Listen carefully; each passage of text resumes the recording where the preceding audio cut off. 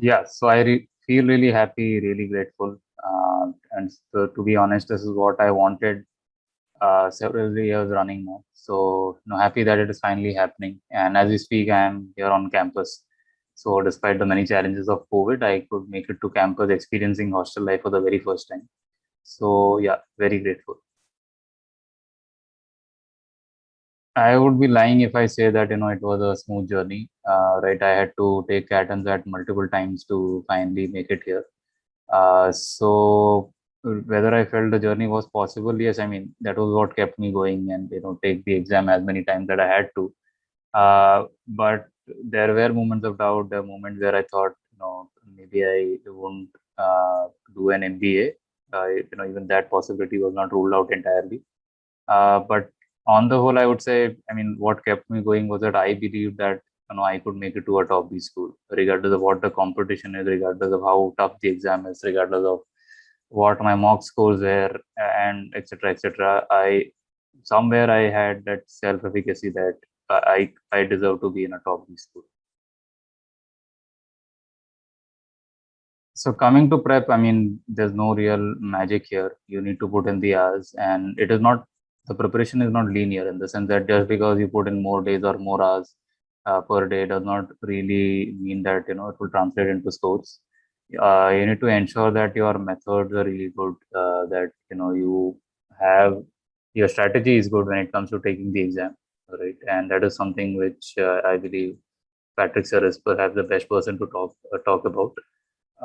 But yeah, in terms of how I prepared, I went through the course, right? Since I was retaking the exam, I was very conscious about what my strong areas and weak areas were. Put in more hours on the weak areas, and not lose my grip on the strong areas just because in my head they were strong areas. All in all, I would say while it is a standard exam, which in case of that, about 60,000 people take it. CAT is I think 2.5 lakhs. But your preparation is extremely unique to you, and that is the case with every candidate. So don't try to force fit somebody else's style just because it is working for them. Give yourself enough time to figure out your own style, your own rhythm, how quickly or how much ever long you take to get stuff right, but back yourself and your preparation style. That would be the one thing which works for everybody. So I started preparing somewhere in May or June of 2020. This was for CAT 2020. So I started slowly. So I mean, again, since I was retaking the exam, I could start. I preferred to start off with a mock just to see where exactly I was, given all that I knew, without any preparation. So I got a decent score, but yeah, it definitely needed more work. So that is how I started off with it. In terms of number of hours, I was doing it alongside a job. The good thing, thanks to COVID, was that I was saving on a lot of time by not traveling. Right? I mean, I used to travel 3.5 hours every day previously. So I was saving upon all of that time and plus the energy, when you are sitting at home and you don't travel. So I used all of that. Uh, my, what I tried to follow as a rule was that I need to sit down with the mindset of CAT aspirant at least for an hour every day. And why I say it that way, because when you're working, you have a job, it is only natural to forgive yourself for not preparing or not giving at least some time every day. And you, let's say it could be an hour of practice, it could be an entire mock, whatever it is, but getting into that mindset where you remind yourself that you want to take this exam, and despite all the other commitments which you have, that at the end of the day you see yourself as an MBA aspirant, and devoting time to that is crucial. So yeah, again, there's no one size fits all. You need to figure out what works for you: morning hours, evening hours, wee hours of the night or the day, whatever works for you.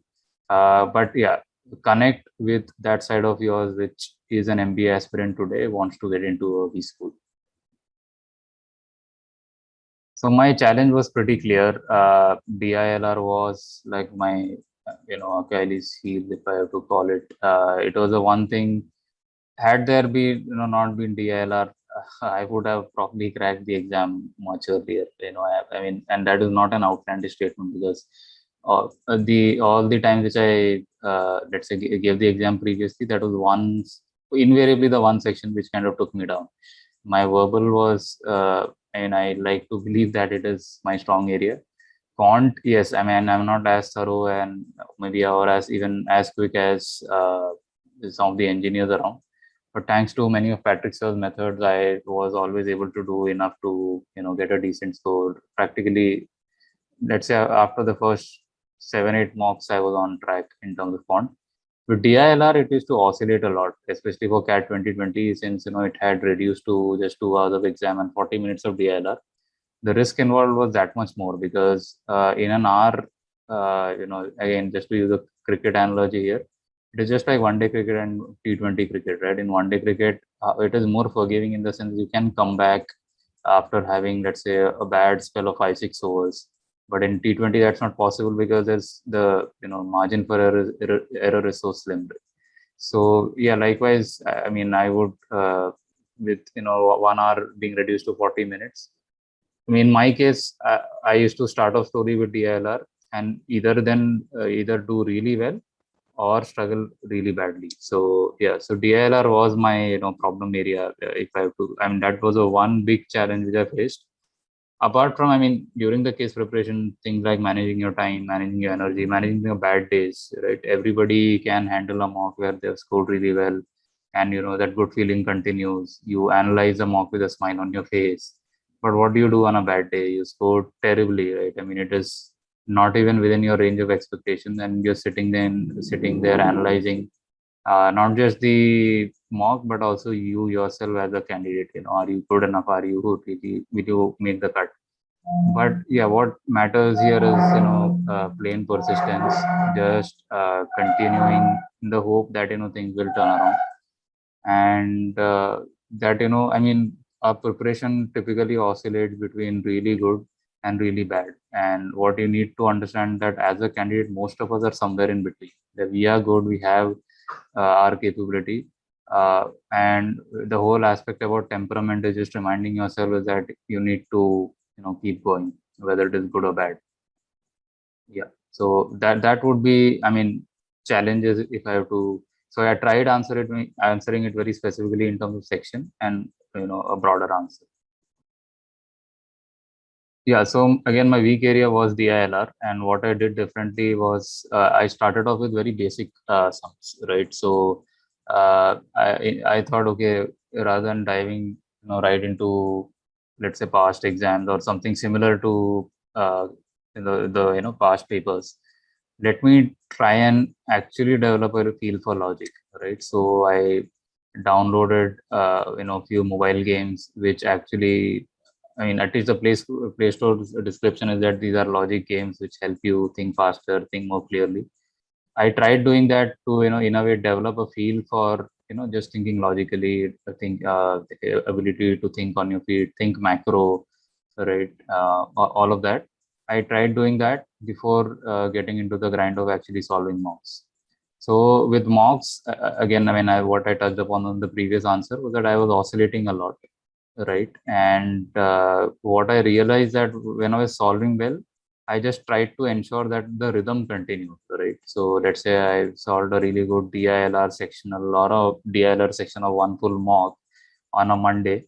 I would try to ensure that I had the same headspace on a Tuesday, again on a Wednesday, and on the flip side, if let's say I had a terrible mock on Thursday, to not let it affect my Friday, right? So that is something which I did, and it helps because you need to understand that every mock which you're taking, you need to go in there with zero baggage, right? The fact that I mean, the mock exam or even the CAT exam or that exam does not really care about what baggage you have, like what score did you, what was the last score, what was the score in your last mock, or what are, or how many mocks you've solved till date. None of that matters. What matters is how you can deliver on that day, how fresh you are, how, you know, for lack of a better word, how blank your mind is. You can do great things when your mind is blank because then you're ready to respond to whatever challenge is there before you.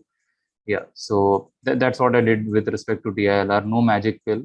And to tell you the facts, CAT 2020 again did not go well because of DILR. But having said that, let's say from the first time that I took CAT, there was some genuine improvement And overall my feel for logic is, I would definitely say, a lot better than what it was the very first time that I took the exam. Also for the decision making section in ZAT, because ZAT is the exam which I did well in.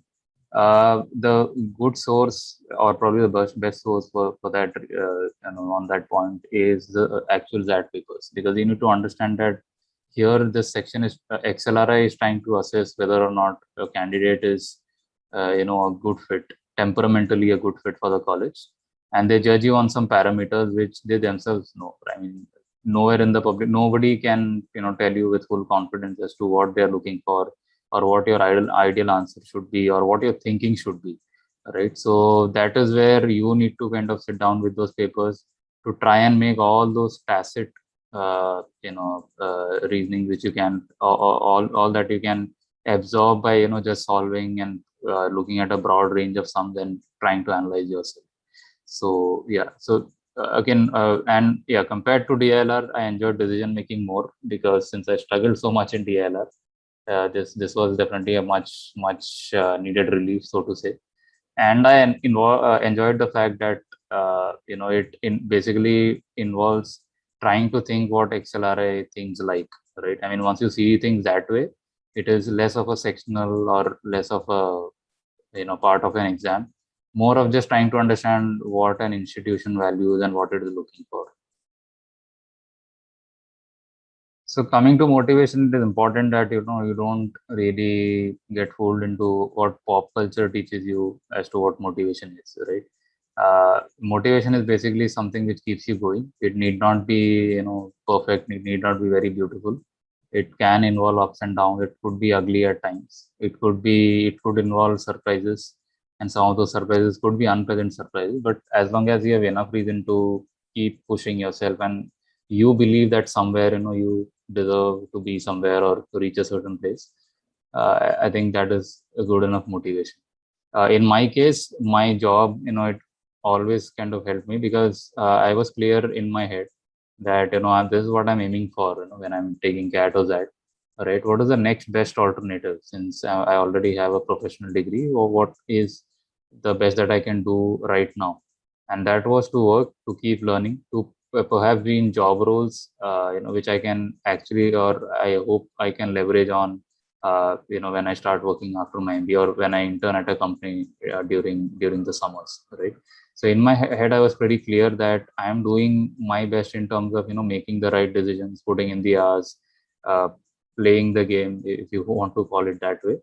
And yeah, so that made me question my own choices far less than I probably would have. Just the fact that given the scenario, I was doing my best. So yeah, and that kind of kept me going even on a bad day.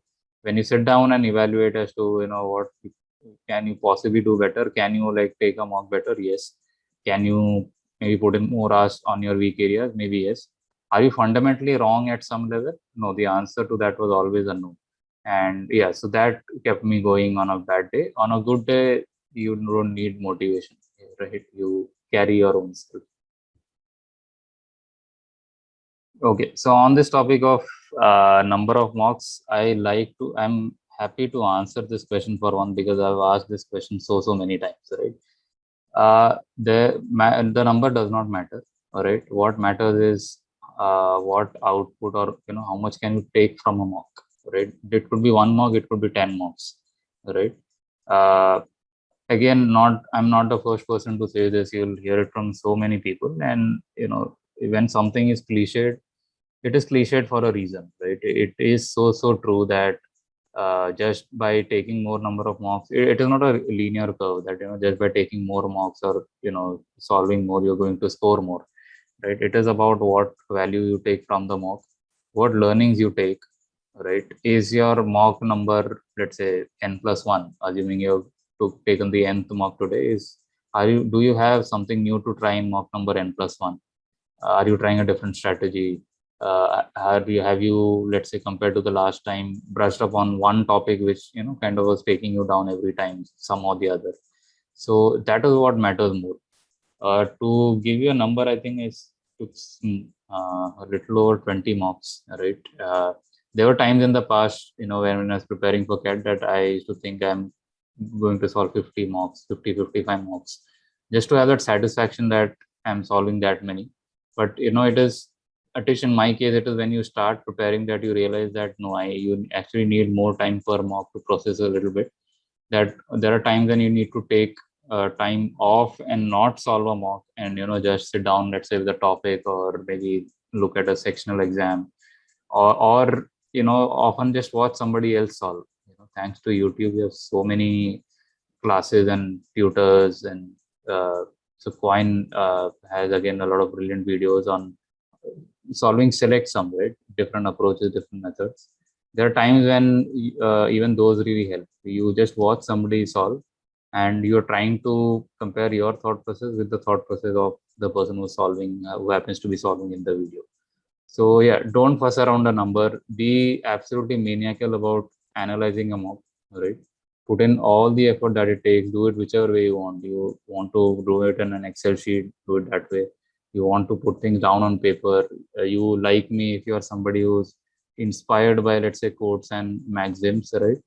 For every thumb rule, every discovery that you make, you can, have like one simple one-liner which you can go back to at any point of time.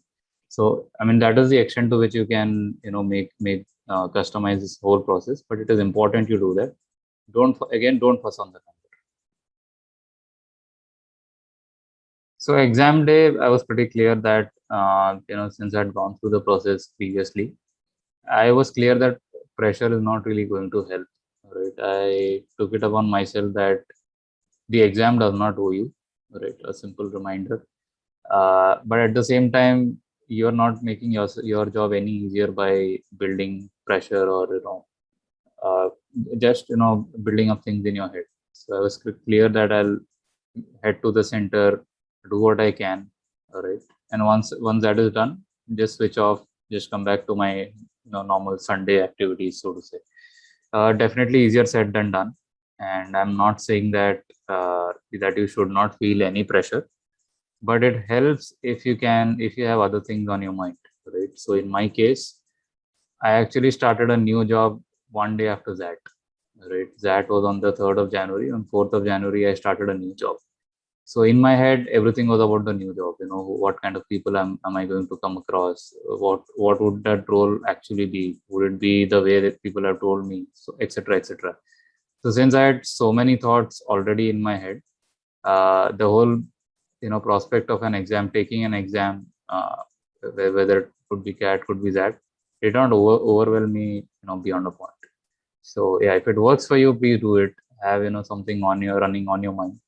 But yeah, find ways to be in your best state. If you're somebody who responds really well to pressure, put all the pressure in the world on yourself. But if you're somebody who likes to carry enough assurance that you're good, do enough to have those assurances. Talk to people, talk to friends, uh, stay in touch with your family. Think aloud every time that there's some struggle which is going on in your head. Talk to people. They may not understand what circular arrangement in DILR is, but they'll understand you struggling with something and wanting to get better. And I think most days that sort of assurance is enough, that they understand, and that they can give you enough motivation, or just say the right things to make you go back and work on it again. Yeah, so few days before the exam, I would say I took it easy. So it was on 3rd of Jan. So I had my small celebration on 31st. I did not rob myself of that. But I also ensured that I slept well on that night, so that, just because you don't sleep well on the first, it can possibly affect how your uh, motor coordination on third, right? So I ensured that I slept well after having a small celebration. On the whole, I would say last week or last 2 weeks or so, I took it easy. So because that is what works for me, I was clear that I would be in a proper state if I back myself and I slow down myself, right? Again, an extension of probably at the cost of repeating what I said earlier. Do what works well for you, right? finding out what works well for you is your own job, right? Somebody can help you, lead you to that answer, but to be absolutely sure, you need to think, analyze, spend time with yourself. And once you're sure about it, don't second guess yourself, right? If you're somebody who responds well to pressure, take all the pressure in the world. If you are, let's say, the Virat Kohli prototype, that you respond like, the more pressure you have, the better you act. More power to you. Do that. But if you are, let's say, more of the Sachin Tendulkar variety who gets nervous, I mean, like most people gets nervous under pressure, try to have a workaround. Try to deal with that pressure in a healthy way. Okay, I'll try and be as universal as possible over here. Right. It is a standard exam taken by, in case of CAT, 2.5 lakh people. In terms of that, around 60,000 people. The exam is the same, but no two candidates are the same. Right. So make this the whole process of preparation, the actual CAT exam. What mentality you take into the exam hall. Make it extremely about yourself. Right. You be extremely you. Right. I mean, I could be making a syntax error here, but I hope I'm communicating the message that don't try and be fixated on something which has worked or which is working for somebody, but be absolutely maniacal about finding out what works for you and then just stick to it on a good day, on a bad day, every possible day, right? Other tip would be, don't forget that it is a game of tonnage. And what I mean by tonnage, I mentioned previously that it's not a linear curve, right? Just by solving more, you don't. But the fellow, or the candidate who shows up daily, right, as against somebody who gets inspired once in 4 days, and then the next 3 days is just a blank. The first candidate stands a better chance, because the exam is such that it requires you to be in a certain mindset. It requires you to be switched on, and for that reason alone, you should switch on daily, and or maybe every other day. The gap should not exceed a day. I mean, that is what I would say. Also, lastly, don't forget that it's a probabilistic world, right? Again, 2.5 lakh people take the exam, probably 1,000, 2,000 make it to the fancied colleges. uh, so yeah, you could have a scenario where you don't make it to the college of your choice. I'm not saying get bogged down by that, but have like a plan B, right? That would be my advice. I mean, there are a lot of advice saying that having a plan B is like running with a parachute, because you carry that load and it kind of holds you back. But yeah, my take over the years, from what at least I have learned as a cat taker, retaker, cat and that taker, is that be conscious of the fact that things may not work out, and if it does not work out, what would you do? That's it. I mean, I'm not saying to go work on that plan B, but just be clear, so that also helps you rationalize, in your moments of stress, that okay, this is not the end of the world. Even if I, especially after a bad mock, I mean, which I believe happens to a lot of people, right? Just remind yourself that you'll find a way. Just like so far you've put in, like, somehow, if you've reached this far, you'll find out something, you'll find a way.